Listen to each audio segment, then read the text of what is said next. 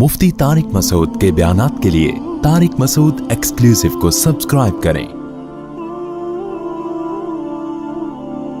Tariq Masood exclusive.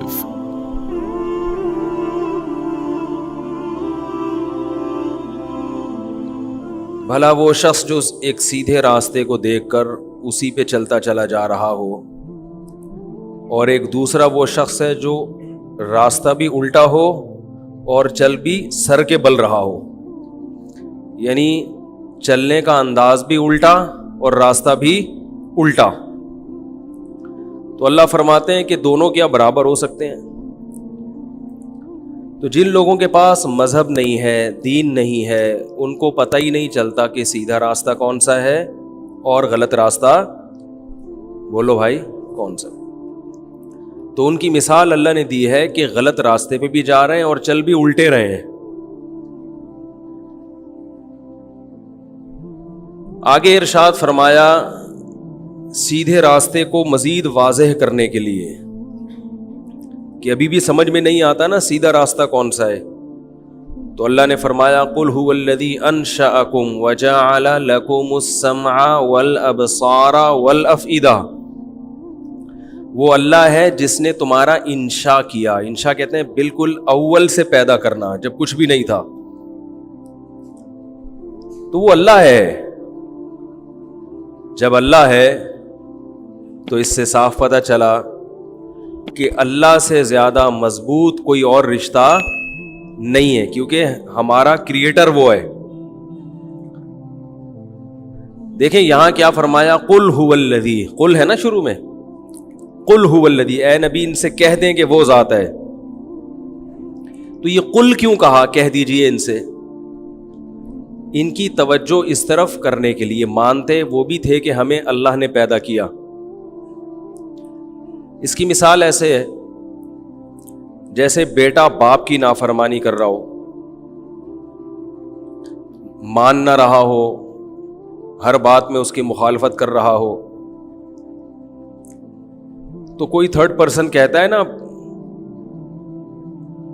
बीवी से कहता है कि इसको बता दो कि ये तुम्हारा बाप है, हालांकि बेटे को पहले से पता होता है कि ये हमारा बाप है, लेकिन अमल से ऐसा लग रहा होता है कि ये इन साहब को अपना बाप मानने के लिए तैयार नहीं है। तो याद दहानी कराई जाती है कि भाई ये तुम्हारा बाप है।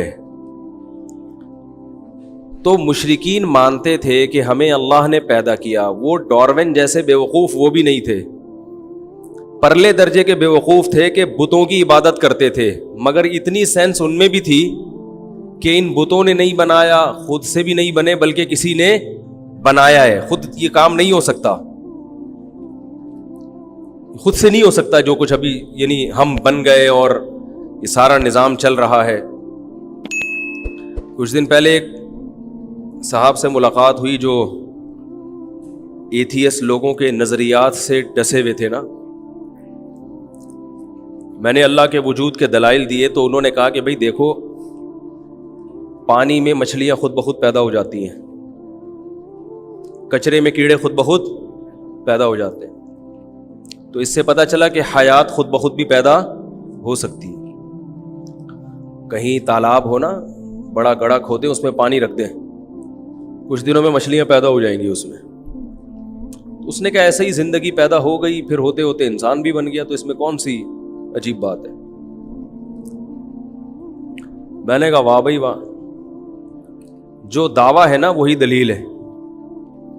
ये ऐसे है जैसे मैं आपसे कहूं आपने मुझसे 1 लाख रुपए लिए, आप कहें इसकी क्या दलील है कि लिए, कहूं इसकी दलील ये है कि लिए, इसकी दलील ये है कि लिए। वो कहे ये दूसरे दावे की क्या दलील है कि लिए हैं? भाई इस दावे की दलील ये कि लिए हैं। देखो दलील, ये तो दावा है। पानी में जो मछलियां पैदा हो रही हैं वो खुद ब खुद थोड़ी हो रही हैं, यही तो दावा है। यही तो अल्लाह के वजूद की सबसे बड़ी दलील थी कि यार तालाब होता है कुछ भी नहीं है उसमें, मछलियां कहां से आ गई, हयात कहां से आ गई, जिंदगी कहां से आ गई। ये तो अल्लाह के वजूद की एक और दलील है जो हमारी दलील है, आपकी नहीं बनती। वो یہ اس کی علامت ہے کہ اس پانی کے اندر یا اس مٹی میں اللہ نے ایسے انڈے یا ایسی چیزیں پیدا کی ہیں، اتنے پیچیدہ سافٹ ویئر اس میں انسٹال کر دیے ان انڈوں کے اندر کہ وہ صدیوں تک پانی نہ ملنے سے بھی ضائع نہیں ہوتے. یہ تو بہت ٹیکنیکل قسم کا سافٹ ویئر دریافت ہو گیا ہے. بات آ رہی ہے سمجھ میں؟ یہ تو ایسی پیچیدہ چیز دریافت ہوئی ہے کہ اس پہ تو اور عقل پریشان ہوتی ہے. سر دیواروں سے مارتے رہو، یہ عقدہ حل نہیں ہوگا. یار یہ کیسے ہو رہا ہے؟ اس نظام کائنات کو چلانے کے لیے اللہ نے حیات پیدا کی. سورہ ملک جو ہم نے پڑھ رہے ہیں، اس کی ابتدا کہاں سے ہوتی ہے؟ تبارک الذی بیدہ الملک، پاک ہے وہ ذات جس کے ہاتھ میں بادشاہی ہے. الذی خلق الموت والحیات، یہ وہ ذات ہے جس نے موت اور حیات کو پیدا کیا. اللہ کہتے ہیں تم تھوڑی پیدا کرتے ہو پانی کے اندر مچھلیاں، خود بخود ہو رہی ہیں. اس کا مطلب خود بخود نہیں ہو رہی، کوئی پیدا کر رہا ہے ان کو. آپ کہہ سکتے ہیں وہ کچھ سائنسدانوں کی تحقیق کے کوئی انڈے رہ جاتے ہیں، یہ کچھ ہو جاتا ہے، تو وہ انڈے رہ کے اتنے سال تک محفوظ کیسے رہے، ضائع کیوں نہیں ہوئے؟ مرغی کے انڈے تو فریج میں بھی خراب ہو جاتے ہیں. اس نظام کائنات کو چلانے کے لیے، اس زمین میں زندگی کی بہاریں پیدا کرنے کے لیے اللہ نے ایسی ایسی چیزیں پیدا کر دی ہیں کہ جہاں پانی ہوگا وہاں حیات. قرآن میں ہے نا کہ وَجَعَلْنَا مِنَ الْمَاءِ كُلَّ شَيْءٍ حَيٍّ، ہم نے صرف ایک پانی سے ہر زندہ چیز کو پیدا کر دیا. صرف ایک پانی ہے، جہاں پانی وہاں حیات. کچرے کے ڈھیر میں کیڑے جب ہی پیدا ہوتے ہیں جب نمی ہو. پانی ملتا ہے خربوزہ پیدا ہوتا ہے، پانی ملتا ہے آم پیدا ہوتا ہے. یہ ایسا ہی ہے جیسے کوئی کہے کچرے کے ڈھیر میں جب بارش ہوتی ہے تو آم کا درخت خود بخود پیدا ہو جاتا ہے. وہ بھائی خود نہیں پیدا ہو رہا، وہ زمین کے اندر گٹلی ہوتی ہے، وہ کافی عرصے سے پڑی ہوئی تھی، تلاش میں تھی کہ مجھے پانی ملے اور میں اللہ کی قدرت کا نظارہ پیش کروں. تو اس گٹلی کے اندر ایسے سافٹ ویئر انسٹال کر دیے گئے ہیں کہ گٹلی کو کھول کے دیکھو تو نہ درخت نظر آئے گا، نہ اس میں آم نظر آئے گا، نہ پتے نظر آئیں گے، نہ شاخیں نظر آئیں گی، لیکن سارا سیٹ اپ اس گٹلی کے اندر اللہ نے بند کر کے اوپر سے اس کو پیک کر دیا. اور 3 چیزیں چاہیے اس کو: مٹی، گوبر، پانی. کچرے میں بھی نائٹروجن پیدا ہوتی ہے تو نائٹروجن چاہیے اس کو، وہ کچرے میں زیادہ ہو جاتی ہے اچھی. تو وہ 3 چیزیں اس کو ملی، گٹلی نے اپنا کام کرنا شروع کر دیا. سب سے پہلا کام فالق الحب. اللہ کہتے ہیں ایسی چیزیں انسٹال کر دی اس میں کہ زمین کے اندر دفن بھی کرو گے لیکن وہ زمین کا سینہ پھاڑ کر اتنی سی کوپل باہر نکلتی ہے. اس کوپل میں جو ننا سا پودا نکلتا ہے، پھونک مارو بیچارہ ہل جاتا ہے، اس کو بچا کے رکھنا پڑتا ہے. مگر وہ ننے سے پودے میں اتنی طاقت کہ وہ زمین کا سینہ پھاڑ کے ایسے پھٹتی ہے زمین. وہ کہہ رہا ہوتا ہے ہٹ جاؤ میرے سامنے سے، بھی میں باہر آ رہا ہوں، ٹھیک ہے نا. اور پھر اسے دھوپ اور پانی ملتا رہتا ہے اور وہ تناور درخت میں تبدیل. تو یہ خود بخود تھوڑی ہو رہا ہے بھائی، اس کے اندر کچھ ڈالا گیا ہے، کچھ ڈالا گیا ہے. پھر وہ تناور درخت میں تبدیل ہوتا ہے، جڑیں اس کی زمین کے اندر پھیلتی رہتی ہیں، پھیلتی رہتی ہیں، پھیلتی رہتی ہیں. اور تناور درخت میں تبدیل ہونے کے بعد پھر اس میں پھول لگتے ہیں. یہ پھول تتلیوں کو اپنی طرف، بولنے میں کوئی پابندی لگی ہے کیا؟ پھول مائل کرتے ہیں. کیا پھول، کیا درخت کو خود بخود یہ پتا ہے کہ میری طرف راغب کرنے کے لیے، کوئی اٹریکشن کے لیے کوئی چیز مجھے تتلیوں اور مکھیوں کے سامنے پیش، گٹلی کو پتا تھا یہ خود بخود ہو رہا ہے کیا؟ بھائی درخت بیچارے کو پاس تو مغز ہی نہیں ہے سوچنے کے لیے. جس کے پاس، سائنسدان کے پاس مغز ہے وہ تو سوچ نہیں رہا کہ یہ، وہ کہہ رہے یہ خود بخود بنا ہے. اور جس درخت کے پاس مغز نہیں ہے وہ اتنا ذہین کہ اسے پتا ہے کہ میرے نر اور مادہ پھولوں میں ملاپ کے لیے مجھے مکھیوں کو اپنی طرف مائل کرنا پڑے گا. اور مکھیاں اس ترغیب سے مائل نہیں ہوں گی کہ آپ ان کو سمجھائیں کہ دیکھو تم آؤ پھولوں پہ بیٹھو، اور وہ ذرے تمہاری ٹانگوں سے چپکیں گے, پھر نر مادہ پھولوں کا ملاپ ہوگا, پھر اس سے آم پیدا ہوں گے, پہلے کیری پیدا ہوگی, اس کا اچار بنے گا, پھر آم پیدا ہوگا, اس کو لوگ کھائیں گے, چھلکے بکریوں کو کھلائیں گے, اور گٹلیاں دوبارہ زمین میں ڈالیں گے, اور ملک شیک بنے گا, اس سے تجارت ہوگی. مکھیاں اس ترغیب سے متاثر ہو کر آئیں کہ بھائی ہم بھی انسانیت کی خدمت کریں گے. مکھیوں کے پاس اتنا دماغ نہیں ہے, نہ درخت کے پاس تو دماغ ہی نہیں ہے. تو پھر اس سے بھور پیدا ہوتا ہے آم کے درخت پہ, وہ تتلیاں مکھیاں مائل ہوتی ہیں, اور کچھ ہوا کے جھونکوں سے وہ نر مادہ ملتے ہیں. جیسے ہی ملتے ہیں نیچے پھول ضائع ہو کے نیچے پھل پیدا ہونا شروع ہو جاتا. وہ گویا پھولوں کی شادی ہوئی ہوتی ہے, ان کی شادی ہو گئی, اور اب ان کا بچہ کیا ہے؟ پھل. اب وہ پھل جناب دھوپ مٹی پانی کے ملاپ سے بڑا ہوتے ہوتے ہوتے ہوتے خوبصورت آم کی شکل میں, پھر وہ لنگڑا آم, یہ چونسا آم, یہ دسہری آم, اور یہ پپیتے جیسا آم, اور پتہ نہیں درجنوں قسم کے آم. اور کمال کی بات یہ کہ ہزاروں آم پیدا ہونے کے بعد آپ دیکھو نا, یہ جو میجک شو کراتے ہیں نا, یہ کیسے گھما پھرا کے کرتب دکھاتے ہیں, یوں کیا تو اندر سے کبوتر نکل آیا, یوں کیا تو یہ نکل آیا, آخر میں دوبارہ وہی انڈا واپس لا کے دکھاتے ہیں, یہ دیکھو یہ انڈا. یہ تو نظر کا دھوکا ہوتا ہے. تو یہاں بھی وہی ہو رہا ہے, وہ گٹلی زمین میں ڈالی تھی, یہ ہوا یہ ہوا یہ ہوا, آپ کہہ رہے ہو یار وہ گٹلی کہاں گئی میری جو میں نے زمین میں ڈالی تھی, وہ تو غائب. ہوتے ہوتے ہوتے ہوتے اس پروسیس کا انجام کیا ہوتا ہے؟ اس آم کو جب کھولو گے اس کے اندر وہی گٹلی آپ کو دوبارہ نظر آئے گی. یہ خود بخود ہو رہا ہے. تو سائنسدانوں کو زیادہ لفٹ نہیں کرایا کرو. ابھی کل جامعہ میں کسی سے میری بحث ہو رہی تھی, وہ کہہ رہے کزن میرج پہ نا بار بار یہ نقصان, اور میں نے کہا بابا لیبارٹری کی ریسرچ ایک طرف رکھو, مشاہدے سے بڑھ کر دنیا میں کوئی ریسرچ نہیں ہوتی. اب تک شادیاں ہوتی ہی کزن میرج میں رہی ہیں, کتنے لنگڑے پیدا ہو گئے.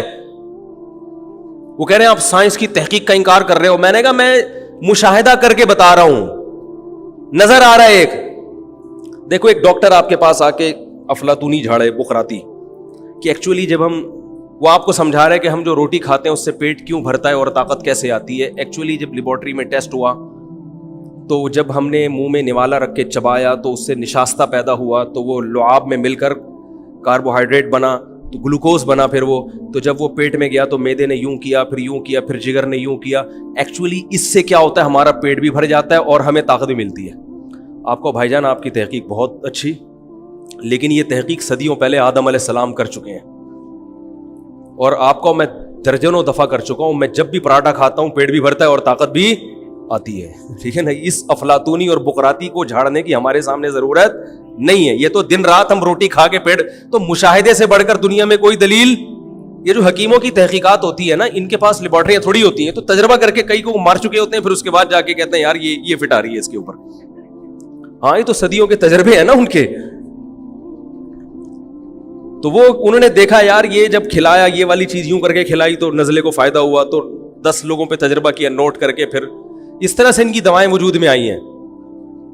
وہ بڑی فائدے مند ہے. کینسر کے علاج بھی حکیم کر دیتے ہیں, حالانکہ حکیم کو نہ کینسر کا جراثیم کبھی اس نے خوردبین سے دیکھا ہوگا.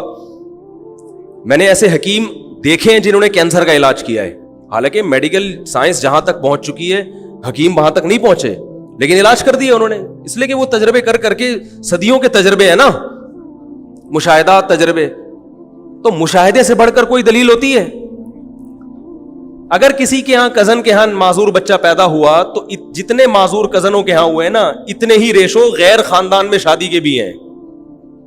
2 واقعات تو میں نے میرے سامنے آئے ہیں کہ کزن سے شادی کا انکار کیا اس بیس پر کہ معذور بچہ پیدا نہ ہو جائے, کہیں اور شادی کی اور پہلا بچہ ہی معذور پیدا ہوا. میں نے کہا اچھا ہوا اس نے کزن سے نہیں کی, اگر کزن سے کر کے ہوتا تو یہ سارا کس کے کھاتے میں ڈال دیتا, تو ان کا تو فیملی سسٹم تباہ ہو گیا. میں نہیں کہہ رہا کہ یہ ریسرچ غلط ہے, صحیح ہوگی, لیکن اس کا ریشو اتنا کم ہے کہ اس سے زیادہ حادثات کا امکان ٹرک کے نیچے آگے مرنے کا ہوتا ہے بچے کا. تو ان چیزوں کو زیادہ لفٹ نہیں کرایا کرو, جو یہ نیچر ہے. اور ایک ٹیکنیکل بات کر کے آگے چلتا ہوں, کزنوں کی ٹوٹل کتنی قسمیں ہیں؟ 3 کہاں سے ہو گئی؟ کزنوں کی ٹوٹل کتنی قسمیں ہیں؟ ابے بھائی کیا ہو گیا آپ لوگوں؟ 4 قسم کے کزن ہوتے ہیں، چچا زاد، پھوپھی زاد، خالہ زاد اور ماموں زاد. تو دیکھ لو اللہ نے 4 کی اجازت دی ہے کہ چاروں کو نمٹا دو، ٹھیک ہے نا؟ نہ خالہ پریشان ہو، نہ ماموں پریشان ہو، نہ پھوپھی پریشان ہو، نہ چاچا تایا پریشان ہو. تو یہ تو ہمارے مذہب نے اشارے دے دیے، اس طرح بڑے پاورفل اشارے دیے ہیں. اور قرآن میں اللہ نے الگ سے بیان کیا کہ اے نبی ہم نے آپ کے لیے سب ان عورتوں کو حلال کیا، اور ان کے ساتھ ساتھ وبنات عمک، آپ کی پھوپھی کی بیٹیاں، وبنات عماتک، وبنات عمک آپ کے چچا کی بیٹیاں، وبنات عماتک آپ کی پھوپھی کی بیٹیاں، وبنات خالک ماموں کی بیٹیاں، وبنات خالاتک اور آپ کی خالہ کی بیٹیاں. الگ سے اللہ نے بیان کیا ہے. تو میں نہیں کہہ رہا کہ آپ سائنسدانوں کو برا بلا کہیں، بولے بھائی آپ کی تحقیق ہے لیبارٹری میں، ہوگی صحیح ہے، ٹھیک ہے، لیکن ہم تو دیکھتے ہیں کہ ہمارے یہاں تو ہو رہا ہے، اور اللہ کا فضل ہے، بڑے کامیاب رشتے ہوتے ہیں. اگر کسی کے ہاں ایک اللہ نہ کرے کوئی لنگڑا ہو گیا تو وہ تو ہم نے غیروں میں بھی دیکھا ہے، 2 لنگڑے ہوئے تھے ان کے یہاں. سمجھ میں آ رہی ہے بات؟ تو ہاں میں یہ ضرور کہتا ہوں کوئی بیماری پہلے سے خاندان میں چلی آ رہی ہے تو پھر باہر کر لو تاکہ وہ آگے نہ جائے، جو پتہ چل جائے پہلے سے. تو بات یہ چل رہی تھی کہ وہ یہ کہتے ہیں کہ دیکھو کچرے میں کیڑے خود بخود پیدا ہو. بھائی جان خود بخود نہیں ہوتے، جو کچرے میں پودے پیدا ہو رہے ہیں وہ گٹلیوں سے ہو رہے ہیں. جو پانی کھڑا ہوا ہوتا ہے اس میں جو مچھلیاں پیدا ہوتی ہیں وہ خود بخود نہیں ہوتی، یہ قدرت کا نظام ہے. دیکھو میں جب تنزانیہ گیا، وہاں بہت بڑا جنگل ہے، ہم وہاں جنگل میں گھوم رہے تھے، ویڈیو بنا رہے تھے، شیر، چیتے، لومڑی. تو انہوں نے بتایا کہ یہ چاروں طرف اونچے اونچے پہاڑ ہیں. اس جنگل کی خاصیت یہ ہے کہ اس کا جانور ادھر نہیں جا سکتا اور وہاں سے جانور یہاں نہیں آ سکتا. وہ بہت بڑا ایریا ہے نا، تو اس کے چاروں طرف اتنے اونچے پہاڑ ہیں، قدرت کی طرف سے ایک یعنی قدرتی چڑیا گھر بن گیا ہے وہ، ٹھیک ہے نا؟ کہ اللہ کو پتا تھا کہ کراچی سے بھی کچھ لوگوں کو چڑیا گھر، نیچرل چڑیا گھر دیکھنے کا شوق ہے، تو اللہ تعالیٰ نے وہ اتنے بڑے بڑے پہاڑ کہ اب وہ جانور وہیں کے وہیں رہ گئے. اسی وجہ سے اس میں زیبرا وہ زرافہ نہیں ہے، کیونکہ زرافہ وہ اتنے اونچے پہاڑ کراس کر کے وہ جھانک کے دیکھ تو سکتا ہے پہاڑوں کے اوپر سے کیا ہو رہا ہے، آ نہیں سکتا. اس میں زرافہ کے علاوہ سب جانور ہیں. تو میں نے کہا یار یہ جو اتنے بڑے پہاڑ کے اندر جانور ہیں یہ آئے کہاں سے؟ سوال یہ پیدا ہوتا ہے نا کہ چلو جا تو نہیں سکتے تو آئے کیسے؟ اگر آ سکتے ہیں تو جا بھی سکتے ہونے چاہیے. تو انہوں نے کہا شاید کوئی زلزلہ آیا ہوگا جس سے یہ چاروں طرف پہاڑ کھڑے ہو گئے. تو یہ اتنی عجیب بات نہیں ہے، اس سے زیادہ عجیب بات یہ ہے کہ آسٹریلیا ایک جزیرہ ہے، دور دور تک سمندر ہے، اور اس جزیرے کے اندر بھی جانور، سارے وہ جانور موجود ہیں جو افریقہ کے جنگلات میں ہیں. ارے وہ سمندر پار کر کے پہنچے کہاں سے؟ وہاں تو زلزلے کی بھی تعویل نہیں ہو سکتی. وہ شیر کہاں سے آ گیا بھائی؟ اور ہر جانور، ہم کہہ سکتے ہیں کوئی گورا ہو سکتا ہے کسی شیر کو لے گیا ہو، تو یہ لومڑی کو بھی لے گیا، چوہے کو بھی لے گیا، بلوں کو بھی لے گیا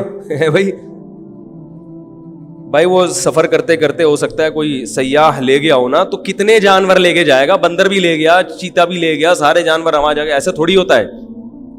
ہر قسم کے جانور جو دوسرے جنگلوں میں ہے وہاں بھی موجود ہے، اور ایسی ایسی نایاب نسلیں ہیں وہاں پر. تو آدمی یہ بھی اللہ کرے ہمارا وہاں کا سفر ہو تو انشاءاللہ وہاں سے بھی ہم سفید شیر کی ویڈیو بنا کے بھیجیں گے آپ کو انشاءاللہ. کینگرو بہت مشہور ہے، شکریہ تو اچھی بات ہے ماشاءاللہ. کینگرو ایک عجیب سا جانور ہے، وہ وہاں پر ہے. تو ہذا خلق اللہ، اللہ جہاں بھی بیان کرتے ہیں نا میں نے یہ چیزیں بنائی، تو اللہ فرماتے ہیں ہذا خلق اللہ، یہ میری پروڈکٹ ہے. تخلیق کا معنی میری پروڈکٹ. فارونی الذین خلقوا من دونہم، کیا ہے فارونی الذین؟ فارونی الذین، چھوڑو یار، ہذا خلق اللہ فارونی الذین، سورہ لقمان کی آیتیں ہیں نا. ہاں فارونی ماذا خلق الذین من دونہم، اللہ فرماتے ہیں یہ میری پروڈکٹ ہے، میرے علاوہ جن لوگوں نے جو چیزیں بنائی ہیں ذرا وہ بھی تو مجھے دکھاؤ. وہ اتنی عجیب نہیں ہے. اللہ کے علاوہ جو لوگوں نے چیزیں بنائی، روبوٹ بنا لیا، گاڑی بنا لی، بتاؤ روبوٹ زیادہ عجیب ہے یا اللہ کا بنایا ہوا انسان زیادہ عجیب ہے؟ ہے. تو اللہ کہتے ہیں میرے علاوہ جو لوگوں نے چیزیں بنائی ہیں وہ ذرا میرے لاؤ, انڈس کرولا لے کر آؤ, صحیح ہے, سیوک لے کر آؤ, ٹھیک ہے, اور روبوٹ لے کر آؤ, خلائی سیارے لے کر آؤ, ہوائی جہاز لے کر آؤ, اور میں اپنی پروڈکٹ لے کر آتا ہوں. ہوائی جہاز کو اڑانے کے لیے پائلٹ چاہیے. اللہ نے جو پرندے آسمانوں میں چھوڑ دیے وہ خود ہی پائلٹ بھی ہیں, خود ہی جہاز بھی, اپنا ایندھن بھی خود ہی تلاش کرتے ہیں. ہمارے ہوائی جہاز کا فیول اگر ختم, تباہ. اللہ نے جو ہوائی جہاز آسمانوں میں چھوڑ دی ہے نا, ان کو جہاں فیول ختم وہ نیچے اتر کے فیول تلاش کرتے ہیں. باجرہ کھاؤ, دانا کھاؤ, اپنی اسپیڈ اپنے حساب سے بڑھاتے ہیں, اپنی اسپیڈ اپنے حساب سے کم کرتے ہیں. لمبے لمبے سفر بغیر کسی ٹریگنومیٹری کے علم کے لمبے لمبے سفر کرتے ہیں. آسمانوں پہ ہوتے ہیں, زمین پہ زلزلے کی اطلاع ان کو پہلے ہو جائے, زمین سے نکلنے والی ریس کو پہچان لیتے ہیں اور پتہ چل جاتا ہے کہ یہاں طوفان آنے والا ہے, یہاں زلزلہ آنے والا ہے. ہوائی جہاز کو پتہ نہیں چلتا. تو کیسے اللہ نے قدرت کے دلائل قائم کر دیے, ان دلائل کو دیکھ کر بھی انسان ایمان نہیں لاتا. تو اسی لیے اللہ نے فرمایا بھلا وہ جو ان دلائل کو دیکھ کر سیدھے راستے پہ چل رہا ہو وہ زیادہ بہتر ہے جو الٹے منہ الٹے پاؤں چل رہا ہو. تو قل هو الذی انشأکم, اے نبی ان سے کہہ دیجئے وہ اللہ ہے جس نے تمہیں پیدا کیا.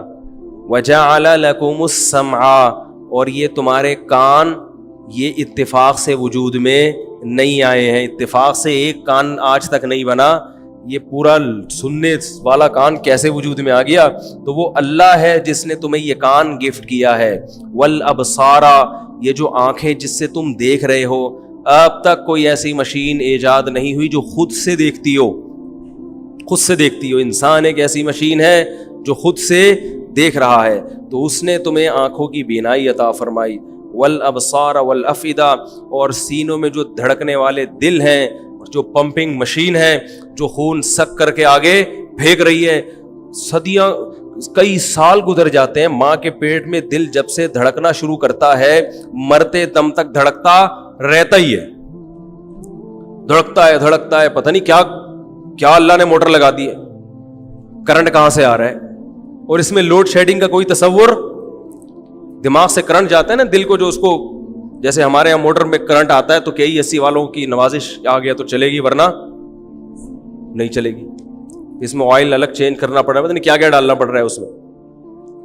تو یہ کیسا دل ہے جو خون کو لے کر آگے پھینکتا ہے. اور دماغ کی جو رگیں ہیں اتنی باریک باریک, جن کو لمبا کرو تو چاند سے گھما کے واپس لے آؤ, وہ اللہ نے پوری پیک کر کے اس کھوپڑی میں فٹ کر دی ہیں.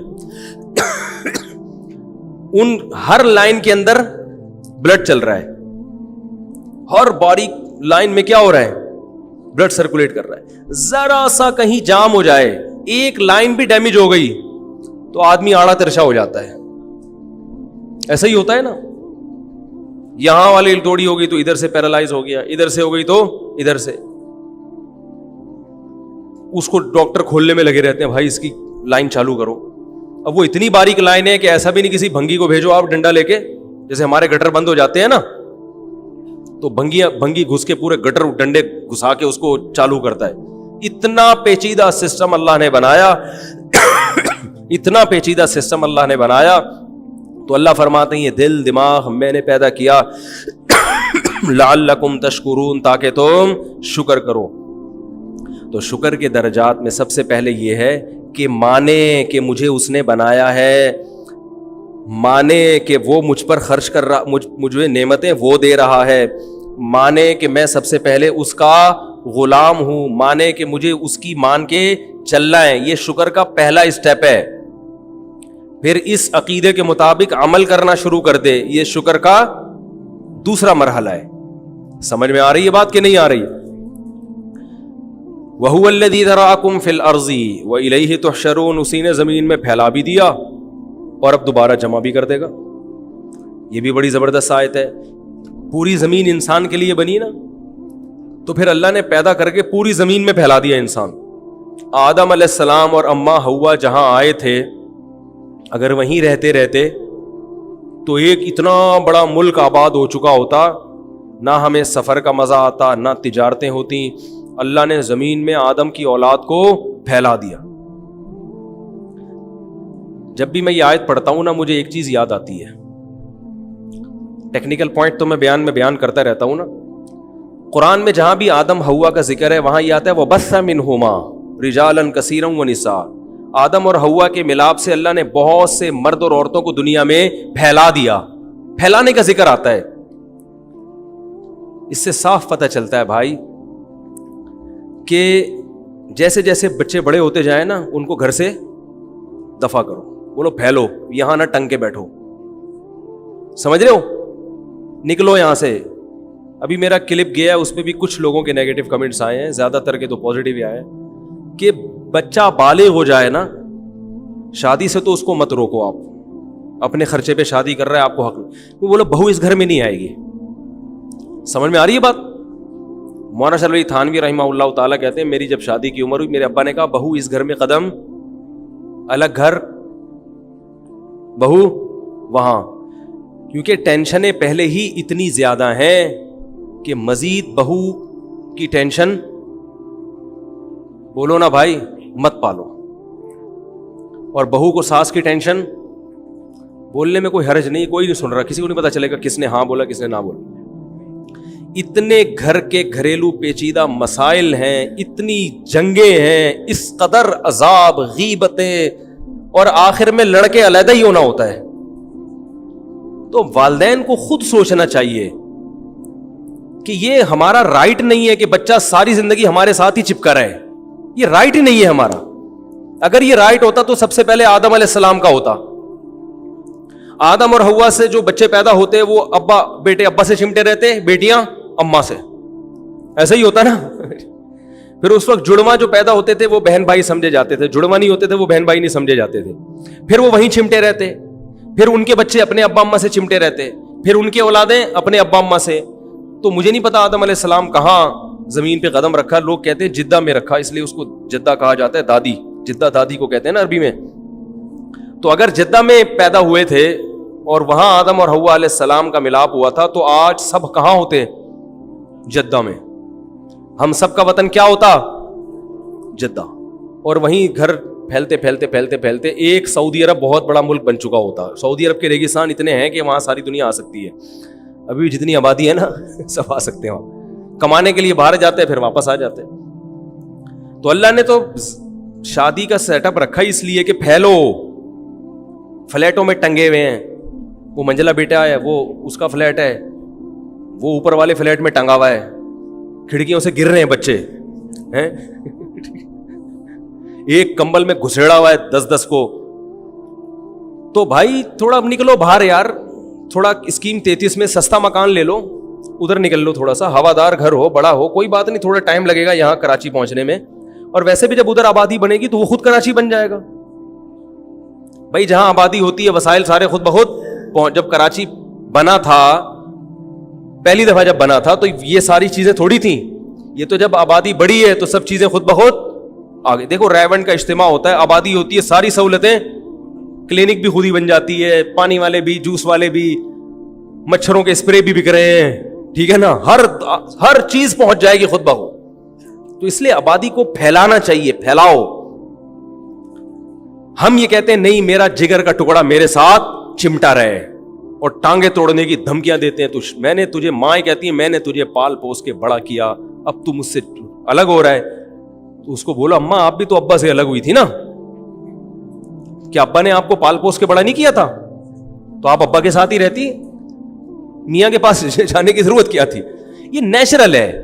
ہاں الگ ہونے کے بعد بیٹا ماں باپ کو پوچھے نہیں، ان سے ملاقاتیں نہ کرے، خیر خیریت نہ پوچھے، یہ ایک الگ بات ہے. تو جوائنٹ فیملی میں رہنا فائدے مند ضرور ہے، مگر اس کے لیے جس قسم کا دل اور گردہ چاہیے، آج کل مارکیٹ میں ایسے دل گردے والے لوگ شارٹ ہیں. میں کچھ ایسی فیملیز کو جانتا ہوں جہاں سب اکٹھے رہتے ہیں، بہت اچھے طریقے سے رہتے ہیں، بڑی محبتیں ہیں، لیکن وہ انگلیوں پہ گلے جا سکتے ہیں، آٹے میں نمک کے برابر ہیں. تو قانون چند 4 لوگوں کو دیکھ کے نہیں بنتا، قانون اکثریت کو دیکھ کے بنتا ہے. اکثریت یہی ہے کہ پہلے سے بھائی تو. اور جب سوچا کرو بچہ الگ ہو رہا ہے تو بولو جب مر جائیں گے تو بھی الگ ہی ہو جائے گا. سکون سے الگ رہے، دل جڑے رہیں، یہ زیادہ اچھا ہے. اور قریب رہ کے دل جو ہے نا ایک دوسرے کے خلاف رہیں، یہ برا ہے. معاملات میں لوگ صاف نہیں ہیں. جب شادی ہوتی ہے پتہ ہی نہیں چلتا بجلی کا بل کون بھرے گا، گیس کا بل کون بھرے گا، اسی پہ کئی مہینے پھٹے چلتے ہیں. ہمارے شیخ حضرت مفتی رشید احمد صاحب رحمہ اللہ تعالی اپنے بیٹوں پہ خرچ کیا. جیسے ہی بیٹے کی شادی ہوئی نا، حضرت فرمایا اب گیس بجلی کا بل تم خود دو گے، اپنا میٹر لگاؤ الگ سے. اب یہ تھوڑی کہ ساری زندگی، اب کیا پتا چلا بہو کتنی استری استعمال، وہ بٹن دبا کے بھول گئی ہے، وہ استری کا بٹن دبایا بھول گئی. اب وہ سارا بل کس کے کھاتے میں جا رہا ہے؟ سسر صاحب کے. سسر صاحب اگر بہو کو ڈانٹ لگائیں تو پھڈا کہ کیا آپ نہیں بھولے کبھی، اور ڈانٹ نہیں لگائیں تو دوبارہ بھولے گی. وہ اپنی جیب سے تو پیسے بھر نہیں رہی بل کے، وہ کیا خیال ہے؟ تو معاملات میں کلیئر رہنا ضروری ہے، صاف رہنا ضروری. بھائی جب تک تمہاری شادی نہیں ہوئی تھی تم انڈیپینڈنٹ نہیں تھے، ہمارے خرچے پہ تھے، ہو گئی ہے ٹھیک ہے، اسی گھر میں رہ رہے ہو، تمہارے پاس الگ گھر کی جگہ نہیں ہے، میٹر سب میٹر لگے گا، میٹر الگ لگا لو تاکہ ہمارا میٹر صحیح چلتا رہے. ٹھیک ہے. حالانکہ میرے شیخ حضرت ایسے سخی تھے، 1500 روپے 1993 کی بات کر رہا ہوں، 1500 روپے اپنی ارننگ میں سے گھر میں رکھتے، باقی سب صدقہ، ایک دھیلا نہیں رکھتے تھے اپنے پاس. اور صدقہ اتنا کرتے تھے کہ پتہ ہی نہیں چلتا تھا کہ کتنے پیسے صدقہ کر رہے ہیں، کیونکہ جتنی ارننگ زمینوں کی آ رہی ہے سب فی سبیل اللہ. اتنا بڑا دل. اب کوئی ایسے صاحب دل کو دیکھے کہ بیٹے سے بھی بل کے پیسے لے رہے ہیں تو وہ تو سمجھے گا یہ تو کنجوس ہیں. کیا خیال ہے بھائی؟ وہ تو یہ سمجھے گا یار اتنے کنجوس کو اس کا سب میٹر لگا دیا. بھائی کنجوس نہیں ہے، دل صاف رہے. معاملات میں گڑبڑ ہوگی تو دل کیا ہوں گے؟ ٹیڑے ہو جائیں گے. دل صاف رہیں گے. بیٹا بیگم تمہاری، بچے تمہارے، ہمارے بھی ہیں ٹھیک ہے صحیح ہے، لیکن معاملات صاف ہونا ضروری ہے. ویسے خرچ کر دیں، چلو بیٹا آج یہ لو چھاؤ، یہ پیسے لو، جاؤ بیگم کے ساتھ پیزا کھا کے آؤ باہر. ویسے خرچ کریں، وہ پھر بیٹا احسان بھی مانے گا کہ دیکھو میرے ابا نے آج مجھے عیدی دے دی، یہ کر دیا وہ کر دیا. معاملات میں گڑبڑ ہوگی وہ مانے گا ہی نہیں. تو معاملات بالکل ایسے صاف کلیئر ہونے چاہیے، اس سے انسان تمیز سے زندگی گزارتا ہے. تو بات یہ چل رہی تھی کہ اللہ تعالیٰ فرماتے ہیں ذرأکم فی الارض، وہ اللہ ہے جس نے تمہیں زمین میں پھیلا دیا. اور قرآن میں دوسرے مقام پر آتا ہے کہ اس نے تمہارے لیے زمین میں راستے پیدا کیے تاکہ تم دنیا میں پھیلو. سمندری راستے بھی بنائے. اب سمندر سے جانے کے لیے ضروری ہے کہ ہمیں ڈائریکشن کا پتہ ہو. سمندر میں جانے کے بعد انسان اندھا ہو جاتا ہے، پتہ ہی نہیں چلتا کہاں گھوم رہا ہے. ایسا ہی ہے نا. تو اللہ کہتے ہیں ستاروں کا سسٹم آسمان میں ہم نے فٹ کر دیا ہے. وَبِالنَّجْمِ هُمْ يَهْتَدُونَ. سفر کی ضرورت تو صدیوں سے ہے نا انسان کو. جو ٹیکنالوجی آج ہے وہ پہلے تھوڑی تھی، اور آج جو ہے وہ بھی ستاروں کی مدد سے ہی ہے. تو جو صدیوں پہلے لوگ سفر کرتے تھے دنیا میں، انہوں نے جا کے ملکوں کو آباد کیا، تو اللہ فرماتے ہیں ستاروں کا نظام ہم نے بنا دیا جن کو دیکھ کر تم ڈائریکشن طے کرتے ہو. اسی لیے میرے بھائی سمندر میں جب سفر کیا کرو نا، ایجنٹ کو پیسے دیا کرو تو پہلے دیکھ لیا کرو کون سا ستارہ میرے کہاں پڑ رہا ہے. وہ میں اکثر لطیفہ سناتا ہوں نا، پہلے زمانے میں، اب بھی ہوتا ہے لیکن پہلے بہت ہوتا تھا، ایجنٹ جو ہے نا پیسے لے کے آپ کو دبئی پہنچاتے تھے، مسقط پہنچاتے تھے. تو وہ اس سے فائدہ اٹھاتے تھے کہ سمندر میں جانے کے بعد میرے کسٹمر کو پتہ ہی نہیں چلے گا کہاں ہوں میں، بالکل بھول جاتا. بالکل واقعی آپ یعنی اندھا ہو جاتا ہے انسان سمندر میں، کچھ نہیں پتا چلتا ڈائریکشن کا. تو ایک آدمی کو ایک ایجنٹ کشتی میں لے کر گیا کہ تمہیں مسقط لے کے جا رہا ہوں. گوادر پہ اتار دیا اس کو. وہ گوادر پہ تلاش کر رہا ہے یار. اس کو بولا اب میری ذمہ داری یہاں تک تھی، آگے کیونکہ غیر قانونی اب خود ہی جاؤ. وہ بیچارہ گوادر پہ، کیونکہ مسقط کا پورٹ اور گوادر دیکھنے میں تو پہاڑ ویسے ہی کلر کے سب کچھ وہی ہے. تو بیچارہ اٹھ کے کسی سے بولتا ہے، ایک بندہ ملا اسے دور، بھاگا گیا، بولتا بھائی ادھر مسقط کدھر ہے؟ کہہ رہے پتہ نہیں، میں تو خود قطر میں گھوم رہا ہوں.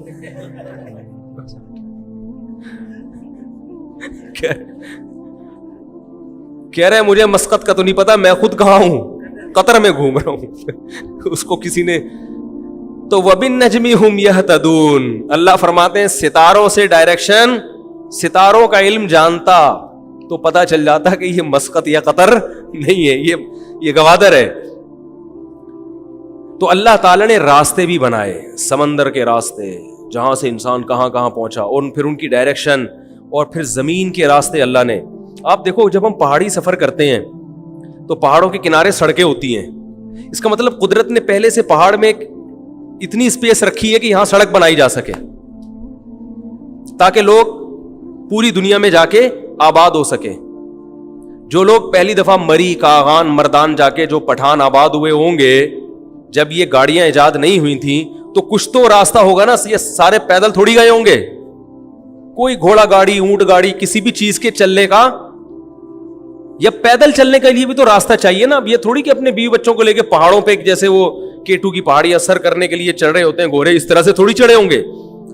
تو اللہ فرماتے ہیں جہاں بھی دنیا میں جاؤ گے کہیں نہ کہیں راستہ نظر آئے گا تمہیں. کیوں؟ یہ ساری زمین تمہارے لیے, تو اگر میں تم پہ پابندی لگا دیتا تو تم نہیں جا سکتے. اور عجیب بات اور بھی بتاؤں آپ کو, اللہ نے ساری زمین انسانوں کے رہنے کے لیے بنائی, اور ساری زمین انسانوں کو رزق دینے کے لیے بھی بنائی ہے. تو جیسے جیسے آبادی بڑھ رہی ہے نا, زراعت کے نئے نئے طریقے ایجاد ہو رہے ہیں. وہ زمینیں جو کسی زمانے میں کاشتکاری کے قابل نہیں سمجھی جاتی تھی, اللہ نے ان کو کاشت کے قابل رکھا ہی نہیں, کیونکہ آبادی اتنی ہے نہیں کہ ان سے بھی کھیتیاں اگائی جائیں. لیکن جیسے جیسے انسان ترقی کر رہا ہے ایسی چیزیں ایجاد ہو رہی ہیں کہ جو زمینیں کاشت کے قابل نہیں ہیں وہ بھی کاشت کے قابل بن جائیں گے. تبھی یہ جو ماہرین معیشت ہیں انگریزوں کے, UK کے, امریکہ کے, وہ یہ کہتے ہیں فیوچر میں رزق کی اتنی فراوانی ہوگی کہ انسانی تاریخ میں اتنی فراوانی کبھی بھی نہیں ہوئی ہوگی. یہ تو الو بنانے کے لیے ہمارے ماہرین معیشت کہتے ہیں کہ بچوں کی اسپیڈ زیادہ اور خوراک کے وسائل کم, یہ صرف الو بنانے کے لیے. جو ماہرین معیشت ہے نا ان کے, وہ کہتے ہیں پیداوار کی اسپیڈ بہت تیزی سے بڑھ رہی ہے.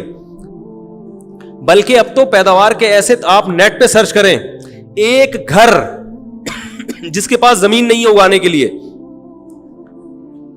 وہ گملوں کے اندر اتنی چیزیں پیدا کرنے کے قابل ہے کہ وہ ایک گھر کی سبزیوں کی ضرورت وہ آپ کے گملے پورے کر سکتے ہیں.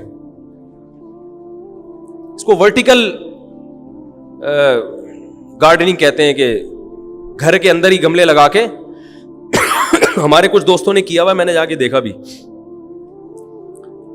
آپ یوٹیوب پہ سرچ کریں نا, گوروں کے پاس چھوٹے چھوٹے فلیٹ ہوتے ہیں, 4 گملے ادھر لٹکا دیے, 2 ادھر لٹکا دیے, 4 ادھر لٹکا دیے, ان سے بیلیں جا رہی ہیں, ان سے پودے اگ رہے ہیں, اسی میں اتنے کریلے, اتنی بھنڈیاں, اتنے وہ پیدا ہو رہے ہیں کہ وہ کھا رہے ہیں مزے سے. اتنی اسپیس چاہیے ہی نہیں پودے کو بڑھنے کے لیے.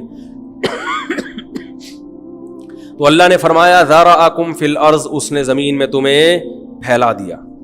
اور یہ سارے کام اللہ نے کیے. آگے بتایا وَإِلَيْهِ تُحْشَرُونَ, ایک دن تم سب کی دوبارہ حاضری بھی ہوگی. ہم نے تمہیں پھیلا تو دیا ہے زمین میں, اب ایسا نہیں کہ پھیل کے جہاں جا کے مرو ختم, نا نا نا نا نا, ساری کائنات بنا دی تمہارے لیے, اپنی قدرت کے دلائل رکھ دیے. ایک گھٹلی سے آم بنایا, آم میں پھر گھٹلی پیدا کر دی. یہ سارا پروسیس تم دن رات دیکھ رہے ہو, اور تمہیں کہا یہ زمین تمہاری ہے, پھیل جاؤ زمین میں اور جاؤ اس پہ محنت کرو, یہ تمہیں کھلائے گی بھی, آسمان سے بارشیں بھی برسیں گی. یہ پھیل پھول کے تو ہم زیادہ ہی پھیل گئے نا, ہم چوڑے ہی ہونا شروع ہو گئے. ہم لوگ کہتے ہیں اس کو زیادہ ہی پھیل گیا بھائی تو اللہ نے فرمایا اتنا مت پھیلو, ایک دن دوبارہ سکڑو گے. ٹھیک ہے نا, جہاں جہاں بھی جو بھی جائے گا سمیٹ کر واپس لے آؤں گا.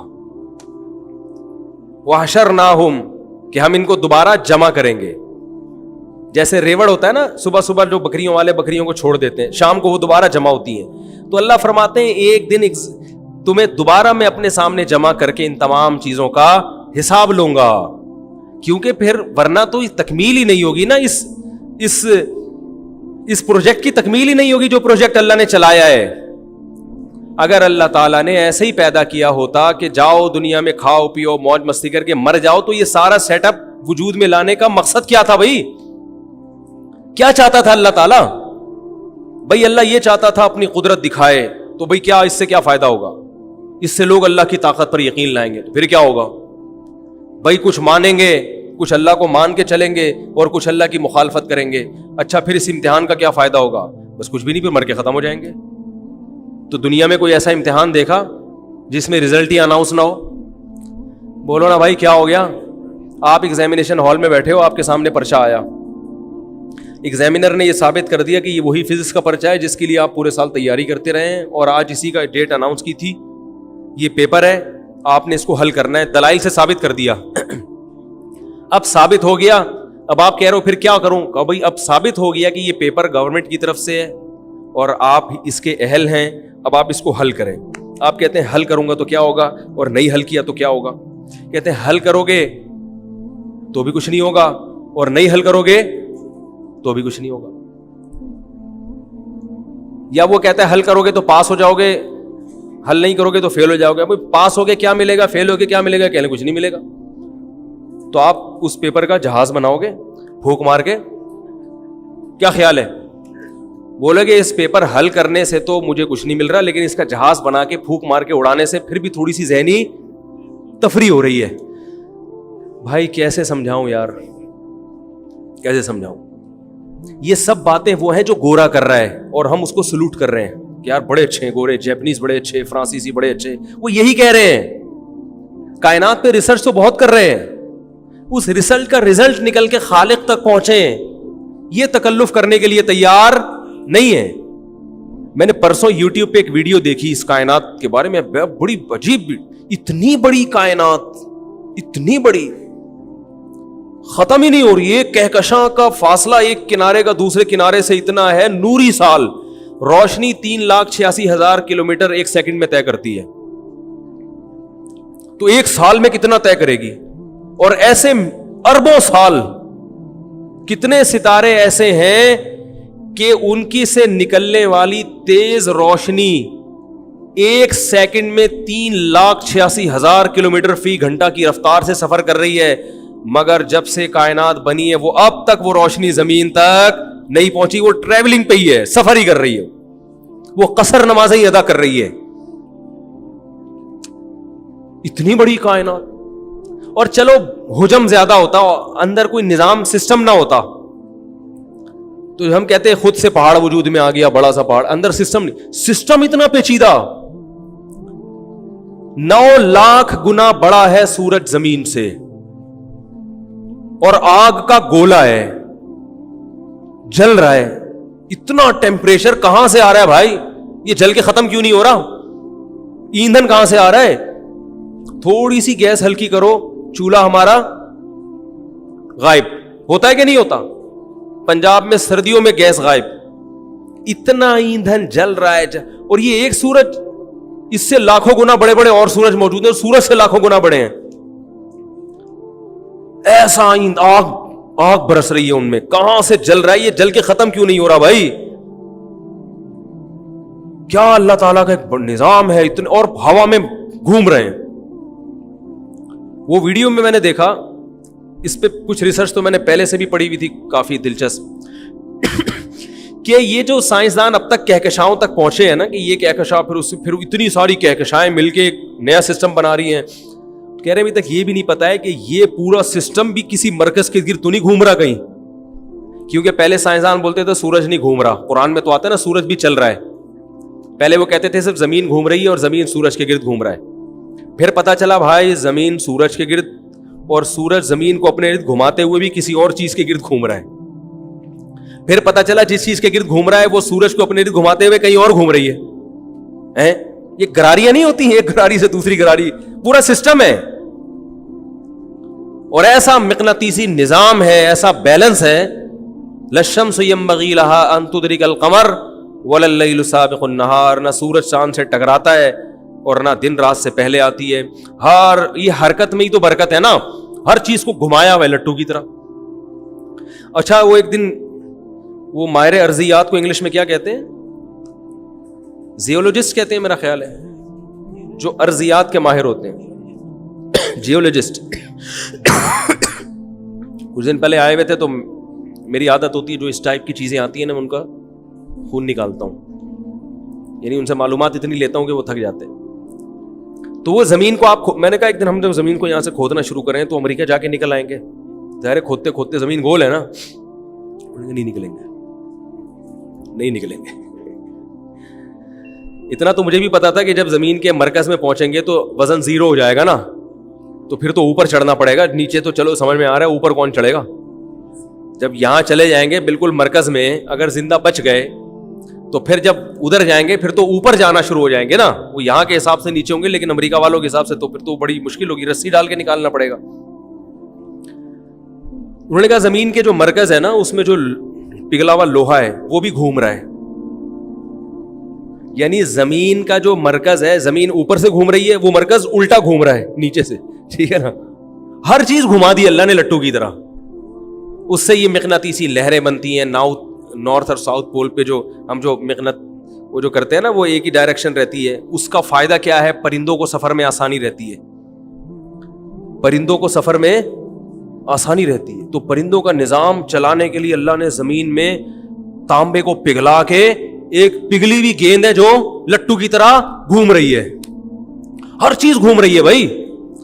یہاں تک کہ جب سائنسدانوں نے ذرے کو توڑا ہے, توڑ کے چھوٹا کیا, دیکھ کے حیران رہ گئے کہ ذرہ بھی جامد نہیں ہے, نیوکلیس ہے, اس کے گرد الیکٹران گھوم رہے ہیں. ارے جو نظام کائنات کا وہی ذرے کا بھی وہی نظام ہے. اس پہ بھی چارج ہے, وہ بھی زندہ ہے, حیات ہے اس میں بھی الیکٹران ہے اور وہ نیوکلیس کے گرد گھوم رہے ہیں. اس پہ بھی چارج ہے. انہی الیکٹرانوں کو دھکا دے دیتے ہیں, ادھر سے ادھر چلے گئے, اس نے سامنے والے کو پش کیا, وہ ہے نا تپڑ ہے تو پاس کر ورنہ برداشت کر. تو اس اصول سے بجلی بننا شروع ہو جاتی ہے. بھائی بجلی میں جب کرنٹ آتا ہے تو وہ الیکٹرانوں کی حرکت ہوتی ہے نا, تو کرنٹ پیدا ہوتا ہے. میں سائنسدان نہیں ہوں نہ مجھے پتا ہے, میں دیسی اسٹائل میں بات کرتا ہوں. کمنٹس لوگوں کے آتے ہیں دیکھو سائنسدان کیا بتا رہے ہیں ہمیں. تو وہ تپڑ ہے تو پاس کر ورنہ, وہ الیکٹران دھکا دیتا ہے, بولتے ہیں تپڑ ہے تو پاس کر ورنہ برداشت کر. وہ کہہ رہے برداشت نہیں کر سکتا, آگے پاس کر دوں گا میں. ٹھیک ہے, وہ دھکا اتنی اسپیڈ سے ہوتا ہے نا, تو آگے والے کو پاس کرتا ہے, وہ آگے کرنٹ بننا شروع ہو جاتا ہے. اس سے پھر وہ آتا ہے پنکھے میں آتا ہے تو ایک مقناطیسی لہر بنتی ہے. وہ پھر نتیجہ کیا نکلتا ہے؟ پنکھا گھومنا شروع ہو جاتا ہے. تو اس سے کتنے کام لے رہا ہے انسان. اگر وہ جامد ہوتا تو آج بجلی نہ ہوتی, پنکھے جہاں تھے وہیں کے وہیں, اور لوڈ شیڈنگ کرنے والوں کو گالیاں نہ پڑتی. یہ فائدہ ہو جاتا ہے. یہ سارے جنت کے 80 والے سارے جنت میں چلے جاتے ہیں. تو اللہ کی حکمت نے تقاضا کیا کہ کچھ ان میں جنت میں جائیں, کچھ جہنم میں جائیں, اس لیے اللہ نے کرنٹ پیدا کیا. تو کیسا نظام بنایا, ہر چیز حرکت میں. تبھی قرآن کہہ رہا ہے واختلاف اللیل والنہار. بار بار قرآن نے اختلاف کا ذکر کرتا ہے کہ اس کائنات میں سکون نہیں ہے, اختلاف ہے. یہ اختلاف کا تذکرہ قرآن کیوں کر رہا ہے؟ ہر چیز متحرک ہے. کل فی فلک یسبحون. قرآن کہہ رہا ہے جتنے ستارے سیارے ایک دائرے میں تیر رہے ہیں. تیرنے کا مطلب جیسے کوئی سوئمر ہے نا, وہ بڑی مزے سے سوئمنگ کر رہا ہوتا ہے. جب آپ بائی روڈ چلتے ہیں تو کھڈا بھی آتا ہے, اسپیڈ بریکر بھی آتا ہے, تو چلنا بڑا مشکل ہوتا ہے. جب سوئمنگ کرتے ہیں تو نہ کوئی کھڈا اور نہ کوئی اسپیڈ بریکر. تو اللہ نے تیرنے کا ذکر کیا قرآن میں کہ یہ جتنے ستارے سیارے ہیں تیر رہے ہیں. کیا مطلب؟ ایسے تمیز سے چل رہے ہیں کہ نہ کوئی آگے اسپیڈ بریکر ہے اور نہ کوئی کھڈا. ایسے سفر کرتے چلے جا رہے ہیں, ایسے تیرتے ہوئے جا رہے ہیں. تو حرکت ہر چیز میں حرکت. اس سے ایک ٹیکنیکل پوائنٹ کی بات پتہ چلتی ہے, بتا دوں. ارے بھائی لوگ مجھے کہتے ہیں درس قرآن چھوڑ کے کیا شروع کر دی. یہ قرآن سے ہی اخذ ہو رہی ہیں ساری چیزیں. یا تو میں اگر صرف اس طرح سے درس دینا الحمدللہ رب العالمین, تمام تعریفیں اللہ کی, تمام جہانوں کا پالنے والا ہے, تو بس ختم ہو گئی درس. تو یہی تو علم کی بات ہوتی ہے نا کہ آپ اس سے کیا کیا اخذ کر رہے ہیں. اس سے ہی پتہ چلا میرے بھائی کہ اس کائنات کا جو نظام ہے اس کی روح کس پر ہے؟ حرکت پر ہے. اگر حرکت نہیں ہوگی تو تباہی کی طرف ہر چیز جائے گی. تو انسانوں میں بھی وہ صحت مند رہتا ہے جو متحرک رہتا ہے. سمجھ میں آ گیا تو تڑپ جاتے ہیں. جو صبح اٹھ کے حرکت کرتا ہے, نماز کے لیے آتا ہے, پھر دفتر جاتا ہے, پھر وہاں بھی کچھ حرکت کرتا ہے, کمپیوٹر پہ جا کے بیٹھ نہیں جاتا بس 3 گھنٹے کے لیے. جو حرکت کرتا رہے گا نا, چلتا پھرتا رہے گا, بولتا سنتا دیکھتا حرکت کرتا, ہاں جب تھک جائے تو سو جائے, پھر دوبارہ سے حرکت میں آ جائے, تو وہی صحت مند رہے گا. آج جو صحتیں خراب ہو رہی ہیں, کیوں ہو رہی ہیں؟ بولتے کیوں نہیں بھائی؟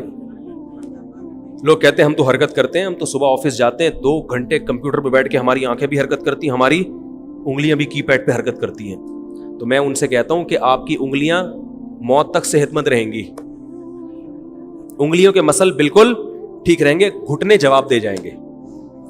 یا تو گھٹنوں سے کی پیڈ کے بٹن دبایا کرو, کیا خیال ہے, یا ناک سے دبا لیا کرو, یا کونیوں سے دباؤ. بھائی جو چیز حرکت کر رہی ہے پھر وہی ہوگی ٹھیک. انگلیوں کے جوڑ صحیح رہیں گے, اور وہ بھی 2-4 جو استعمال میں آ رہی ہیں. چھوٹی انگلی تو استعمال میں آتی نہیں ہے. تو یا تھوڑی بہت پلکیں سیٹ رہیں گی. تو میرے بھائی کمر کو ٹھیک رکھنا ہے تو کمر حرکت میں لانا ضروری ہے. کیا خیال ہے؟ گھٹنے صحیح رکھنا ہے تو گھٹنوں کو حرکت میں لانا. دماغ صحیح رکھنا ہے تو دماغ کو حرکت میں سوچ کے لانا ضروری ہے. آج لوگ دماغ تیز کرنے کے لیے خمیرہ گاؤ زبان تو کھاتے ہیں. میں یہ اس لیے کہہ رہا ہوں تاکہ پتہ چل جائے کہ دماغ تیز ہوتا ہے خمیرہ گاؤ زبان سے, ورنہ لوگ کہاں کھاتے ہیں لوگوں کو پتہ ہی نہیں ہے. اور دماغ تیز کرنے کے لیے بادام کھاتے ہیں. دماغ تیز کرنے کے لیے سب سے پہلے ضروری ہے کہ دماغ کو حرکت میں رکھا جائے. اور دماغ کی حرکت کیسے ہوتی ہے؟ ایسا نہیں کہ گردن یوں ہلانا شروع کر دیں حرکت میں, سوچنے سے. یعنی جس چیز کو جس کام کے لیے پیدا کیا اسے اس کام میں استعمال کیا جائے. جو سوچتے نہیں ہے نا, دماغی کام نہیں کرتے, دماغ ان کا تبھی جو زیادہ سوتے ہیں نا کند ذہن ہو جاتے ہیں, کیونکہ سونے میں دماغ کام نہیں کر رہا ہوتا.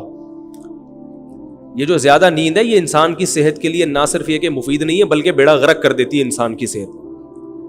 پاگل ہو جاتے ہیں وہ, کچھ سوچنے سمجھنے کی صلاحیت نہیں رہتی. کم سویا کرو, جتنی ضروری اتنی تو لازمی سو, ورنہ وہ ایسا نہ ہو کہ اتنا کم سوئیں کہ جو ضروری نیند ہے وہ بھی نہ ہو, وہ تو پھر بالکل ہی تباہی ہے, وہ تو اور زیادہ نقصان ہے. تو نہ دماغ استعمال ہو رہا ہے نہ زبان استعمال ہو رہی ہے. ہاں ہو رہی ہے. اچھا دیکھو, جو خطیب ہوتے ہیں نا ان میں بولنے کی طاقت بڑھ جاتی ہے, بولنے کی طاقت بڑھ جاتی گھنٹوں. ابھی میرا 2 گھنٹے کا بیان ہوا جمعے کا, تو کسی نے کہا کوئی سامنے بیٹھا ہوا بھی ہے, نیچے کسی کے کمنٹس تھے, تو جمعے میں ماشاءاللہ 2 گھنٹے یہ ہال بھرا ہوا تھا نا, کافی لوگ بیٹھے ہوئے تھے. تو وہ جو نیگیٹو کمنٹس والے ہوتے ہیں نا وہ ان کی ہر چیز کو نیگیٹو, وہ یہ لکھ دیتے ہیں ماشاءاللہ مفتی صاحب کا اسٹیمنا دیکھو 2 گھنٹے سے بول رہے ہیں. لیکن جس کو منفی سوچ ہے نا وہ کہے گا کہ یہ شو مارنے کے لیے بس کیمرے کے سامنے بیٹھے ہیں, سامنے بندہ